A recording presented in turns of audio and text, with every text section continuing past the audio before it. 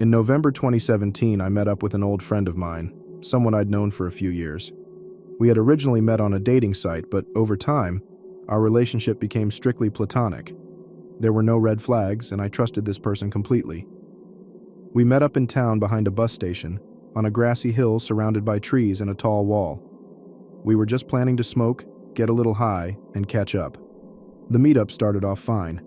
I had started smoking weed a few months before, so I was still pretty new to it. He brought something different for me to try: purple haze. I wasn't nervous at all, as I trusted him and didn't think he'd ever lie to me. He packed a full blunt for me, though I only smoked a quarter of it. We talked about work, past relationships, and random stuff. About half an hour later, though, I started to feel extremely lightheaded and anxious. I suddenly felt uncomfortable and had a strong urge to go home. When I told him I wanted to leave, he offered to take me home. I declined, but he insisted, saying, "Please let me take you home. You'll be safe with me, I wouldn't hurt you." I shook my head and repeated, "No thank you, I can take myself home." As I started to walk away, I felt like I was floating, my head spinning and my vision blurring. I began to panic. As we walked down the hill toward the bus station, I felt relieved to see more people around, thinking someone could step in if anything happened. But I also felt an overwhelming sense of fear toward him. My gut told me to get away from him. At the bus station, I told him I'd call a taxi and go home. His tone shifted, becoming stern. "I'm going to take you home now," he said, pulling at my jacket.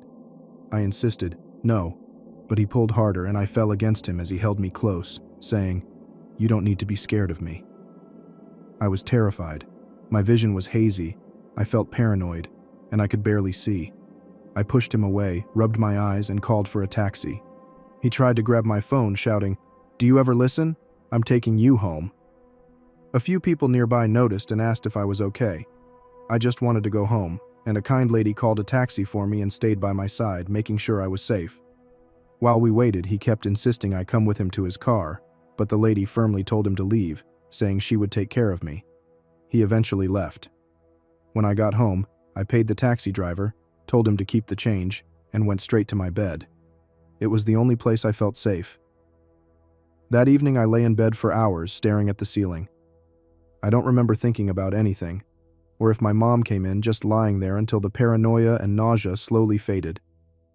When I finally looked at my phone, I saw 32 missed calls, 10 voicemails, and over 50 messages from him. The messages were disturbing. About 20 were asking where I was and if I'd made it home.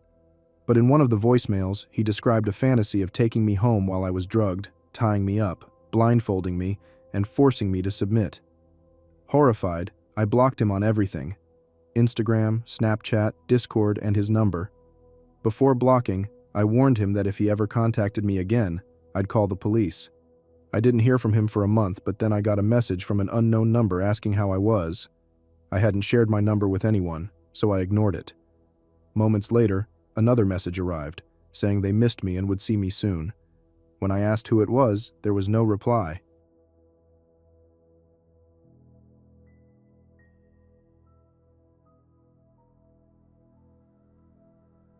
My story took place last November in a large city in the southern USA. It's now the reason I have a concealed carry permit. I was leaving my office very late at night, alone. I work with an exclusive clientele, including celebrities and high-level executives, so late nights are common. There's a gas station across from my office and an international airport nearby, making this a well-lit, busy area with a fire department next door. I pulled into the gas station to fill up, as I live about 45 minutes from my office. Everything seemed fine. I got back in my car, reached a red light, and turned onto the busy bypass around the city. There was an Infiniti G35 behind me, but I didn't think much of it since it had been at the gas station with me. As I kept driving, I noticed that every time I switched lanes, the driver of the Infiniti did the same. I felt a bit unnerved, but thought he might be using me as a speed shield, since police tend to patrol heavily on that road. So I slowed down and moved into the right lane, but he followed. He was now riding my bumper. This was getting weird. I decided to get off at the next exit, which wasn't mine, just to see if I could shake him. I pulled into another gas station, and sure enough, he pulled into the spot right next to me. At that point, I threw my car into reverse and got back onto the bypass. I glanced in my rearview mirror and he was right behind me. I got off at the next exit and took a series of random turns, using back roads to get back to the interstate, but he was still following me. By this point, I was on the phone with my boyfriend, scared out of my mind. It was late, dark, I was alone, and some guy was following me through the city in a sketchy part of town. I hung up with my boyfriend and called 911, but since I was now on the interstate, Metro PD had to transfer me to highway patrol. At this point, I thought I'd finally lost him because he seemed to have driven around me after seeing me on my phone. But when I reached the next exit, I saw his Infiniti pulled over on the shoulder of the road. As soon as he spotted my car, he cut back in behind me. Fortunately, I'd already spoken to highway patrol, and an officer was waiting 3 exits ahead at a gas station. I drove as quickly as I could toward that gas station because it was the only option I had. I exited the interstate and pulled into the station, with the Infiniti still close behind. But when he saw the cop car, he immediately took off, hopping back onto the interstate in the opposite direction, back toward the city. Just then, a truck driver pulled in, and I couldn't thank him enough. He had noticed the guy following me and heard my call to highway patrol over his scanner, so he stayed behind to make sure I was safe. As it turns out, he was a former military police officer and had managed to get a full license plate number to give to the officer. The police arrested the guy the next day.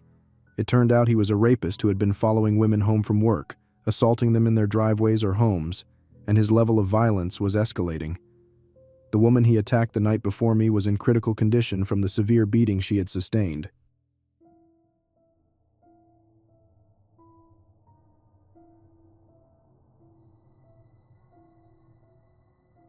This happened last November.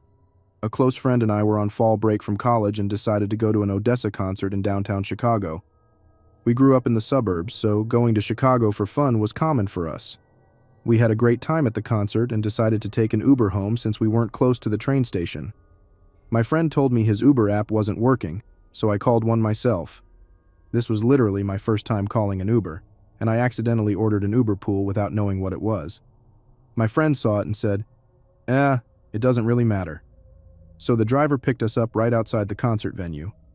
As one would expect after an Odessa show, there were a lot of intoxicated people around, but we were pretty sober since all we'd done was smoke a bit of weed, which we were used to. Once we were in the car, everything seemed normal, but we didn't really notice the direction the driver was taking, as we were caught up talking about the show. After a while, though, we realized he was driving us south, toward the south side of Chicago, while our suburb was in the complete opposite direction. We figured this might just be a side effect of the Uber pool and shrugged it off until we picked up the next passenger. To be honest, this girl scared us. I don't like judging people, but she made us nervous by the way she looked and spoke. After she got in, we asked the driver where we were going first, but he didn't respond. Then my phone lit up with a notification that said our Uber trip was canceled. For the rest of the ride, Uber had no record of us being in the car. I asked the driver what was going on, but he didn't answer. The girl and the driver clearly knew each other, as they started using nicknames and appeared to communicate with hand signals. We continued driving further south, into the sketchiest neighborhood I'd ever seen. Every house was completely wrecked, there were no street signs, most streetlights were flickering or out, and homeless people lay on the sidewalks. There were beat-down warehouses and alleys all around. It was the scariest area I'd ever seen. If something happened to us here, nobody would hear us. At this point, our hearts dropped, as the driver still wasn't responding. My friend whispered, "We need to get the hell out of here," and I replied, "Dude, look where we are." So we stayed in the car. The driver took us down an alley behind a warehouse, where the street ended, and beyond that were empty fields. He slowed to about 2 miles but kept driving down this desolate alley. The girl and driver were discussing something serious, though they used mostly signals, so we couldn't make out what they were saying. Our fear reached a peak, and we both thought we were either about to be mugged or worse. Finally, the driver stopped, and the doors unlocked. I was in complete shock, pale-faced, when my friend suddenly said, "Hey, I'm completely sober, and I'm about to call 911. I assumed the driver had been waiting around the concert to pick up wasted people, hoping it'd be easier to pull this off. But we were mostly sober, and my friend was dead serious. He had 911 dialed on his phone, finger hovering over "call." The driver looked back at us in shock when he saw 911 dialed on the screen and my friend ready to press it. The girl was shocked too. She glared at the driver saying, "What the hell, Rye?" and then got out of the car. The driver left the alley and got onto the highway toward our suburb. Suddenly, my Uber app notified me that we were now back on a ride. The driver began talking to us again, but he didn't answer any questions about what just happened, only that he was taking us home. We asked, "What just happened, dude?" But he ignored us, responding only with where we were going. We made it home safely and reported the driver to Uber, as the whole situation was obviously sketchy. We think the driver had been planning a mugging and chose us, but ultimately decided we were too risky once he realized we weren't intoxicated. We were anxious for weeks afterward, but we learned a valuable lesson about safety in Chicago. Never call an Uber pool outside a concert or bar. It's mind-blowing that people live such sketchy lives and do this to others, but the experience was a real eye-opener.